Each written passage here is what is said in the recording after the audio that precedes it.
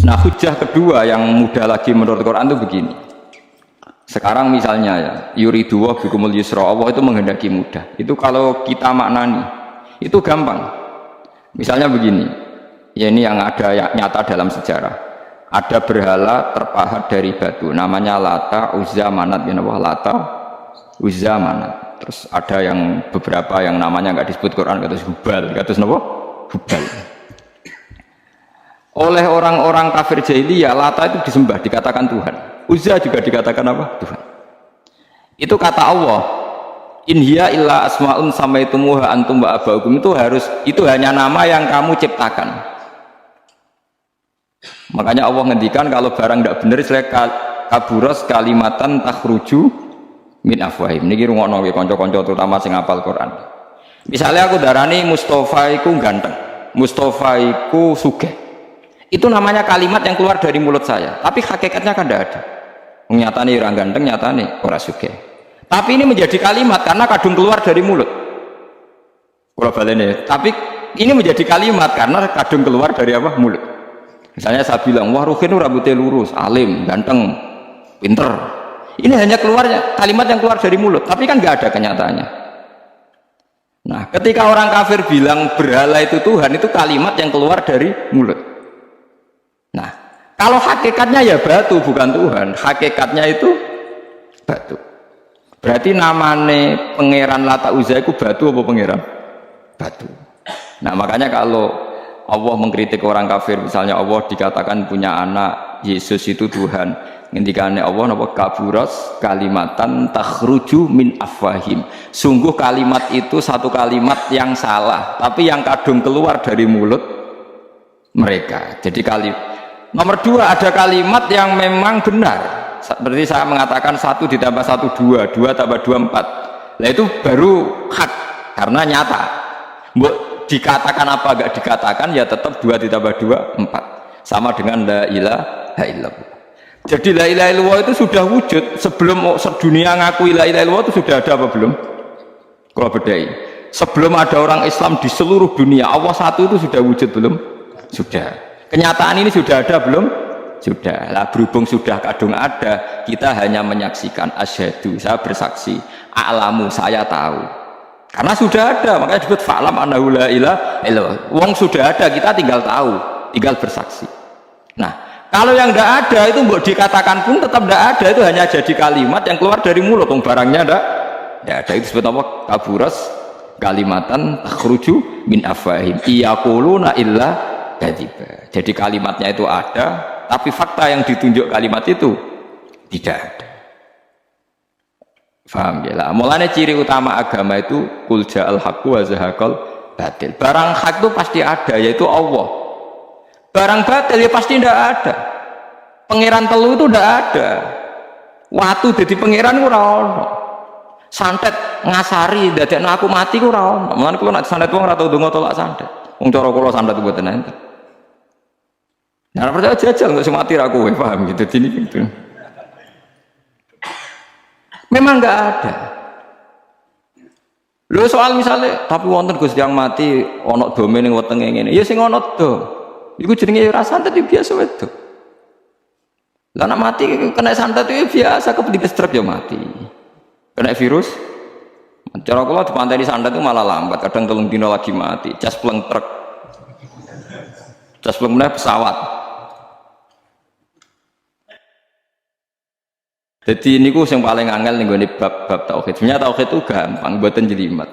Makanya Allah melatih kita yuridu wa bikumul yusra. Andaikan manusia seluruh dunia dipoling untuk melihat Lata dan Uzza, itu apa? Nggak usah ada orang Islam, nggak ada orang kafir, nggak usah intervensi. Pasti mereka jawab itu batu. Andaikan Isa Yesus itu dipampang di dunia, orang polling, orang Islam kafir, nggak ada intervensi, pasti akan bilang itu manusia. Paham ya? Tapi lewat rekayasa dicitrakan itu Tuhan. Lata Uzza dicitrakan itu Tuhan. Nah, itu disebut wa makaru wa makarawa. Jadi dimakru, dia didesain sedemikian rupa. Misalnya di Yunani itu orang kalau bilang Tuhan itu akal, makanya bilang logos. Log itu logos. Tuhan itu arot. Niki rungokno aja sampai salah, nah salah kafir. Tuhan itu arat, Tuhan itu sifat. Jadi Tuhan itu tidak ada zatnya. Kemudian logos ini nempel di Yesus, kata orang Kristen. Sehingga logos. Logika akal. Makanya kalau orang filsafat darani Tuhan itu akal 1, akal 2, akal 3, akal. Makanya disebut logi, ideologi log. Nah, pertanyaannya kemudian saat Allah itu arat, Allah itu log, kemudian belum ada tempatnya, Allah bergentayangan di mana? Sebelum Yesus ada, terus lalu Allah bersemayam di mana? Terus ada orang Majusi bersemayam di api, nanti yang orang kafir jahiliyah bersemayam di arca-arca itu, yang orang kuno Majusi di mana, di gunung apa, mungkin orang Sugian di gunung Kawi, macam-macam itu. Terus wah, itu kan terus jadi repot. Repotnya adalah kalau sifat itu harus nempel di zat, dan zatnya mana nggak jelas. Itu satu. Nomor dua, sifat itu sama mausuf itu mesti dulu mausufnya.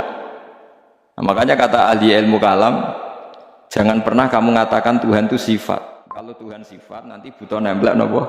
Nah, makanya terus kita diajari walillahil asmaul husna. Allah itu zat. Kemudian pada zat ini ada asmaul husna. Jadi mulai dulu Allah itu al-qayyum, zat yang berdiri sendiri. Nah, ini pentingnya ngaji. Ana wong alim-alim mesti wali, ana wong alim ra wali goblok-gobloke wong alim. Mergo seneng dhuwit kudune wong alim iku wali. Nah Imam Syafi'i ketika disebutno wali si awali si B. Nah aku ra wali ning dunya ora ana wali. Dadi idza lam takunil ulama auliya alillah fama ala wajil ardi min waliyin. Nah ulama wis gak wali ning dunya wis ora ana napa wali. Karena hanya ulama yang bisa menjelaskan kenapa harus ada tauhid. Nah, ulama ngerti logikanya. Fa'lam annahu la ilaha illallah. Kamu tahu. Bisa diketahui itu karena barangnya sudah hak, sudah wujud. Kalau barangnya belum wujud kan tidak bisa diketahui. Misalnya begini. Berhala Lata Uzza itu yang bisa diketahui satu, bahwa itu batu. Karena batu itu wujud. Ya, batunya itu wujud. Tapi sifat ketuhanannya Lata Uzza tidak wujud. Makanya nggak bisa diketahui. Wong nggak wujud. Agar barang ra wujud kan nggak bisa nopo diketahui. Yang bisa diketahui hanya barang wujud. Makanya fa'lam annahu la ilaha illallah. Harus tahu. Tapi andai kan kita tidak tahu pun ya tetap Tuhannya Allah. Tahu atau tidak tahu. Nah, ini di sini Quran sering bilang qul aminu bihi aula tu'minu. Cek kowe iman, cek ora iman ini nggak ada pengaruhnya bagi wujudnya Allah ning zaman azab. Di kula baleni malih itu memang. Jadi dulu itu orang-orang terjebak ketika Tuhan yang Yunani dianggap logos log. Kemudian di Timur Tengah Tuhan itu dianggap satu arot sing nemplek, sifat sing nemplek ning berhala-berhala. Mbok ning gone daerah Majusi ning wasani sing nemplek ning napa geni macam-macam. Mon niku walhasil akhirnya semuanya itu kalah dengan tauhid sing digawa Kanjeng Nabi Muhammad sallallahu alaihi wasallam. Bahkan sekarang yang Nasrani pun itu tidak pede dengan teori trinitasnya. Orang kan sekarang tahu semua kan perdebatannya Ahmad Didat sama Stanley Fischer itu macam-macam. Itu kan sampai ada seorang mahasiswi dari Swiss ketika yakin sifat Tuhan yang dijelaskan Ahmad Didat bilang sepertinya Tuhan Anda lebih menarik. Karena dibilang Tuhan Islam itu tidak punya anak, tidak diperanakkan, tidak ada padanannya. Kalau Tuhan Anda ini padanannya banyak gini-gini terus itu ada orang tertarik. Sepertinya Tuhan Anda lebih menarik karena sifatnya lebih apa? Ya lebih menarik. Terus tadi maknanya walat itu kalau menurut ilmu kalam itu dua. Walat itu anak fisik, anak gen. Atau walat maknanya tawalud, konsekuensi dari satu hal. Tapi tidak karena diciptakan. Itu tadi misalnya HP dan pulpen ini benturan itu menimbulkan suara. Suara ini diciptakan HP apa suara itu tidak ada yang menciptakan? Yuna ilmu kalam dibagas. Nah kamu bilang diciptakan HP, HP-nya sendiri tidak merasa menciptakan. Batu sama batu benturan terus ada suara. Kamu bilang diciptakan siapa? Diciptakan batu. Batunya takoi. Kamu yang menciptakan suara itu? Enggak, saya tidak punya akal loh. Paham? Nah lalu yang menciptakan suara itu siapa?